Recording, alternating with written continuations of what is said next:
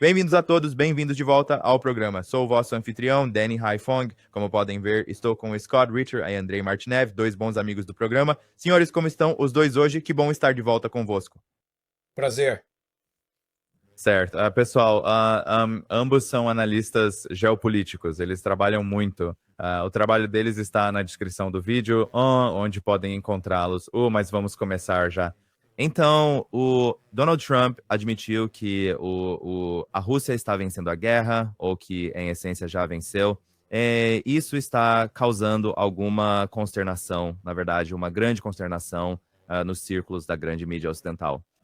A CNN informa, né? Segundo Trump, a Ucrânia está perdendo a guerra contra a Rússia, mas autoridades anônimas afirmam que a situação no campo de batalha não mudou significativamente. Isso ocorre enquanto a Europa se mobiliza com Zelensky para propor um plano de paz alternativo. Mas eu quero, na verdade, apresentar um relatório recente que foi entregue a Vladimir Putin pelo Estado-Maior, Valery Gerasimov, sobre a realidade no campo de batalha. Vamos lá.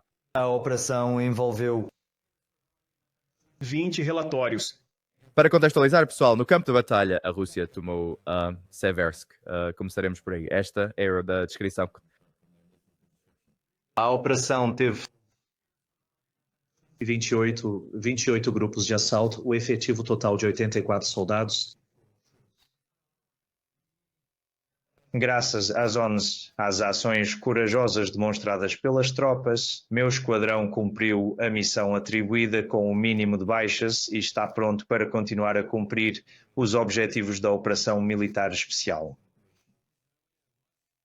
Parabéns a você e a todas as suas tropas, a todos que estão ao seu lado e a todos os seus subordinados. Você está no palco da vitória. Eu te parabenizo pela sua vitória, está fazendo um ótimo trabalho. Obrigado pelo seu serviço.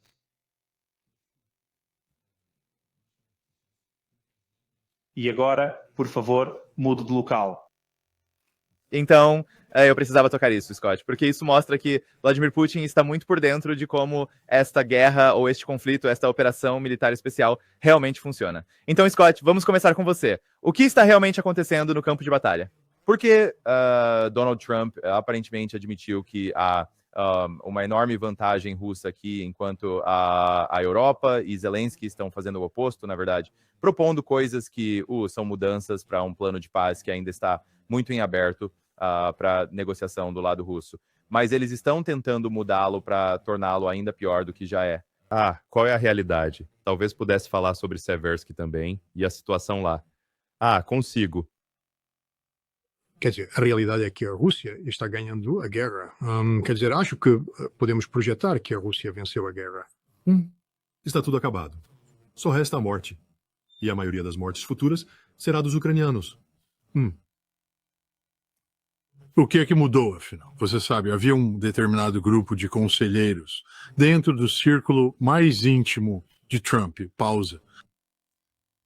Quem na primavera e no verão deste ano estavam a dizer a Donald Trump que a Rússia estava passando por dificuldades, que a Rússia estava perdendo homens aos montes, que estavam ficando sem equipamento e que a economia deles estava em ruínas, a sociedade deles estava à beira do colapso. E então Trump disse, nós, Rússia, estou te dando uma chance de viver, estou te dando uma chance de sair disso com um pouco de dignidade. Olha, aceite o acordo. E os russos mandaram o Trump às urtigas, porque há uma realidade completamente diferente. E a realidade é que a Rússia está a dominar o campo de batalha como um campo de batalha moderno, nunca foi dominado em tempos recentes. Então é literalmente uma luta muito unilateral. A economia russa, embora, sofrendo os golpes que qualquer economia sofreria, sujeita a 20 rodadas de sanções da União Europeia. E, as sanções americanas incluem a mais recente sanção a Rosneft e a Lukoil. A economia russa está indo muito bem. Estive na Rússia 3 vezes nos últimos 4 meses. Bem, estou aqui apenas para informar que a Rússia está se saindo muito bem. Bem, esta é a realidade. Houve um período de tempo em que parecia que Trump estava recebendo dados mais precisos, e isso foi antes da cúpula no Alasca, quando vimos uma reversão completa da abordagem de Trump, onde ele estava ameaçando a Rússia com sanções e sanções paralisantes e tudo mais. E então eles tiveram a reunião no Alasca e de repente Trump diz: não, os russos estão certos. Sabe, não precisamos de um cessar-fogo, precisamos ir à raiz do conflito, blá, blá, blá, blá, blá, blá. E depois disso, você viu um esforço muito coordenado dos 7 magníficos, sabe, aqueles 7 adoráveis líderes europeus e Zelensky vindo à Casa Branca e tentando pressionar Trump.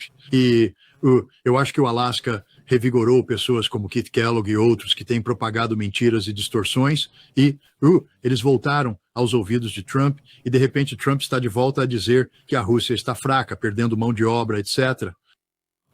Houve um telefonema entre Sergei Lavrov e Marco Rubio. Não sabemos os detalhes da ligação porque não divulgaram as transcrições.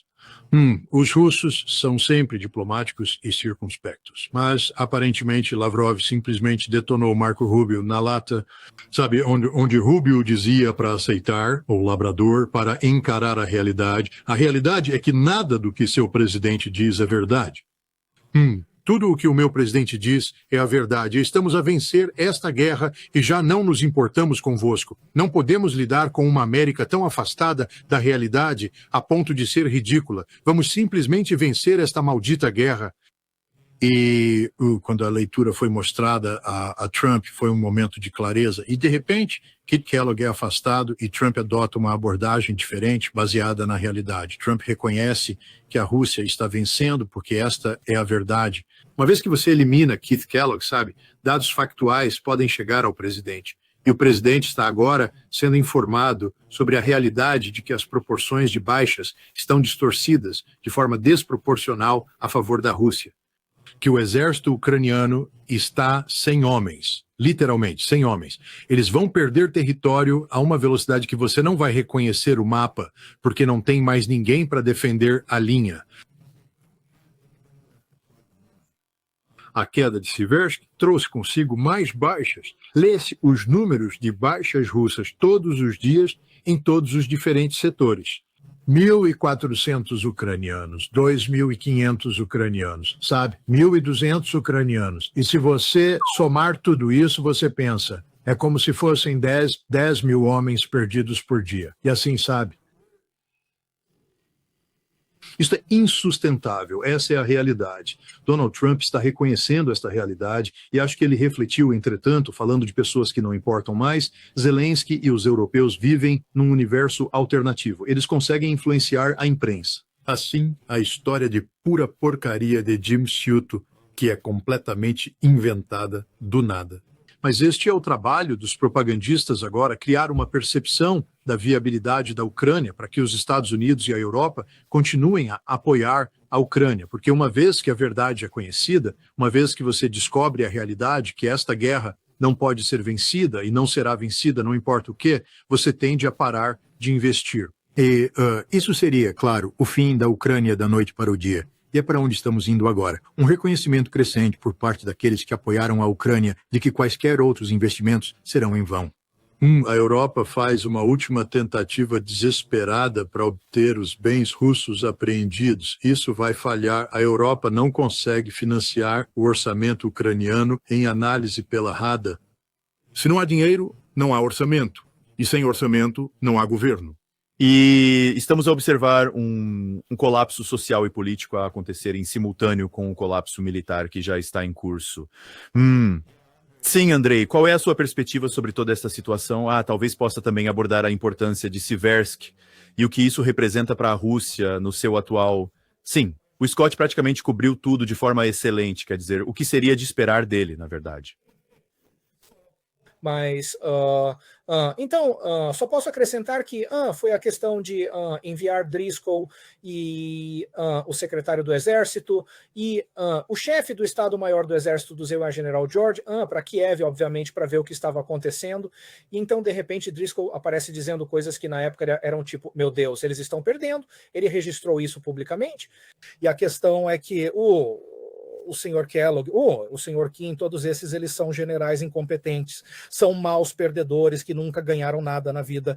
Eles perderam todas as suas guerras e seriam ridicularizados na reunião matinal do Estado-Maior desta brigada separada, ou melhor, independente, nas Forças Armadas Russas como pessoas absolutamente inadequadas. E bem, o Myron Delaval me contatou, a equipe dele, dizendo, você quer debater? Sabe, o Ben Hodges. Eu disse, bem, com muito prazer, mas então, claro, ainda espero a confirmação. Enquanto isso, Daniel Davis, basicamente o esmagou, sabe? Porque essas pessoas são literalmente, sim, são de verdade. Eles acreditam neles porque são militarmente incompetentes. Eles não entendem o que está acontecendo em termos de operação de armas combinadas, que é, a propósito, os dois últimos números da revista Pensamento Militar do Ministério da Defesa russo, que é a revista deles para os oficiais, almirantes e generais das Forças Armadas russas. Bem, os dois últimos números quanto ao desenvolvimento da estratégia e operações de armas combinadas superiores são absolutamente revolucionários. Há várias publicações lá que nos fazem dizer, uau, sabe, este é o momento. Então o Scott abordou praticamente tudo corretamente. Eles literalmente não têm mais tropas para preencher as lacunas que surgem. E essencialmente, bem, não vou entrar na questão tático-operacional de como as verdadeiras linhas de defesa são formadas agora, mas o ponto é que Siversky, e depois disso, como ele afirmou, o Vladimir Putin declarou uma mudança de localização, ele também veio a público e disse, sim, agora para Sloviansk. E assim o conglomerado de Sloviansk será tomado. E como Scott corretamente apontou, há um pânico, desespero absoluto e raiva, especialmente entre britânicos e franceses na Europa, porque a Europa, especialmente após a publicação da Estratégia de Segurança Nacional, e agora hoje sabemos que há uma versão mais completa dela. Ele afirma na sua cara que a Europa está acabada. Simples assim. E os Estados Unidos não veem realmente nenhuma perspectiva com a Europa e então, claro, vem essa blasfêmia da administração Trump de que precisamos estabelecer a estabilidade estratégica entre os Estados Unidos e a Rússia e realmente cooperar. Bem, quem diria? E então Tucker Carlson hoje adiciona a isso com sua breve tirada em vídeo. Como eu disse, sim, somos aliados naturais. Notavelmente, a Rússia, a União Soviética e os Estados Unidos têm sido aliados na maior parte da história dos Estados Unidos. Então, isso é obviamente é tarde demais, e Trump tenta tirar os Estados Unidos de lá, na verdade, um bando de perdedores. Sim, os russos estão permitindo que ele não deixe os Estados Unidos serem o árbitro. Mas, obviamente, como as superpotências se comportam, elas precisam demonstrar um certo grau de, sabe, o noblesse oblige, sabe? Então, entre superpotências é diferente de, por exemplo, a Europa, que não é uma superpotência, e especialmente não dividida em países separados. Elas nem estão no horizonte economicamente, o que a outra parte desta ENS, Estratégia Nacional de Segurança, é tipo, uau, não significa que vai acontecer. Não se engane, é tudo muito vácuo, sabe? Mudança de última hora, sabe? As opiniões. Mas o C5, o Core 5, aquilo foi tipo, uau, sim, finalmente alguém reconheceu que existem, sim, estas realmente são as 5 maiores economias do mundo. China, Estados Unidos, Rússia, Índia e Japão. O Japão é uma questão política, mas sim, o Japão é enorme. Pois. Então é tipo, olá, finalmente, eu estava escrevendo sobre isso agora na segunda década sobre isso. Isso é... E esta é uma admissão. E os russos darão, e estão prontos para dar, uma saída aos Estados Unidos. Não permitirão que os Ewanda levem o crédito, mas permitirão que os Ewanda saiam, porque é preciso viver com os Estados Unidos. Mas a Europa, essencialmente, fica com um problema nas mãos, sabe? E este saco está a feder, meu Deus, aos céus. Então, imagine isso. Sim, Ben Scott, sabe, parece que quanto mais rápido a OTAN está colapsando, mais agressiva sua retórica se torna. O Conselho de Segurança de Munique acabou de ocorrer e aqui está Mark Rutte fazendo referência a uma guerra que talvez desperte seu interesse. Aqui está o que ele disse. O conflito está à nossa porta. A Rússia trouxe a guerra de volta à Europa e devemos estar preparados para a escala de guerra que nossos avós e bisavós suportaram. Então, mesmo apenas esse comentário, Scott, quando nós pensamos na Segunda Guerra Mundial, se é a isso que ele está realmente se referindo, a tal guerra entre a União Soviética e algumas partes da Europa, essa guerra tem um caráter muito particular.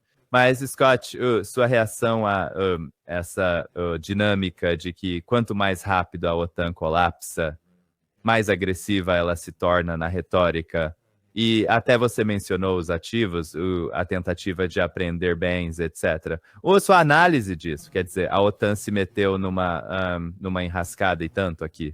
Bem, sabe, quando a União Soviética colapsou, a OTAN teve a chance de fazer a coisa honrosa e declarar vitória e ir embora, ou pelo menos reduzir seu tamanho para que fosse puramente um arcabouço de segurança europeu, apoiado pelos Estados Unidos, mas nada espetacular. Não uma operação militar agressiva, mas não o fez. Decidiu ser um ator global. Quer dizer, veja as parcerias para a paz. A OTAN esteve envolvida ativamente no Maghreb, norte da África, por um tempo, enviando delegações para criar parcerias de paz. Em meados dos anos 2000, fui convidado para uma cúpula da OTAN em Abu Dhabi, onde, a OTAN estava estabelecendo escritórios no Oriente Médio para criar uma parceria para a paz lá, e, mais recentemente a OTAN falou sobre expandir para o Pacífico. Por quê? Porque a OTAN, ele procura inimigos. A OTAN precisa de uma justificação. E o maior inimigo que a OTAN tem, e é um em que eles têm focado desde que a União Soviética caiu, é a Rússia. Vocês se lembram? Nem 1 centímetro para leste, expansão, tudo aquilo, mas aquilo era uma mentira. Eles começaram a expandir ou a trabalhar para a expansão imediatamente, usando a Rússia como o bicho-papão. E quanto mais se absorvem as antigas nações do Pacto de Varsóvia, governadas por, liberais que têm que têm rancor da União Soviética, que têm rancor da Rússia, mais se radicaliza a adesão à OTAN. E foi isso que aconteceu. A OTAN se tornou uma membresia radicalizada, que passou mais tempo focada em, tagarelar, ou seja, falar e menos tempo focada em treinamento e se preparando para uma guerra real. A única nação capaz de lutar uma guerra real na OTAN, hoje é os Estados Unidos. Nenhuma outra nação da OTAN tem a capacidade de se engajar num combate terrestre de alta intensidade, sustentado na Europa. E agora os Estados Unidos estão falando sobre o fim da OTAN. Quero dizer, eles o articularam, sejamos claros, Scott Bessent deixou claro que o artigo 5 não é a obrigação sagrada que Joe Biden alegava, que se a Rússia atacar a OTAN, os Estados Unidos, ele disse, talvez estejam dispostos a vender algumas armas à OTAN, mas é só isso. Não vamos mais lutar pela OTAN, especialmente agora que reconhecemos, que a postura da OTAN é problemática para a paz, que a OTAN está ativamente minando as prerrogativas de segurança nacional americanas, interferindo com o processo de paz que Trump está tentando negociar. Então, a OTAN está agora tendo um momento de acerto de contas, onde eles têm que, encarar a realidade de que, para sobreviver num mundo sem a América, porque não estaremos lá para eles têm que fortalecer seus exércitos,